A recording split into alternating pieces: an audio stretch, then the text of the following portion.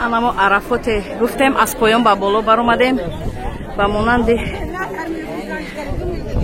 مقبره هست. اما اینجا بینید چقدر سنگ های کلان کلان با زور بر اومدن مردم، با زور از اینجا بر اومدن.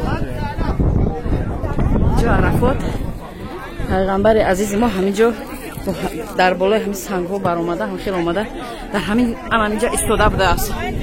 جای ایستادگی پیغمبر محمد صلی الله علیه و سلم رو خیلی جای کردن که مردم زیارت میگن، جای گشت و گرد پیغمبر عزیز رو.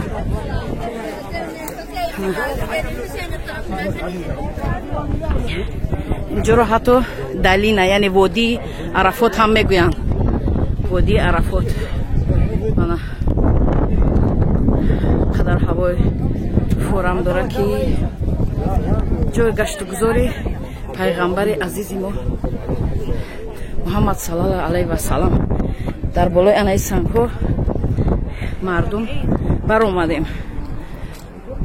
مشکل است بر اومدن اما مردم کوشش میکنن.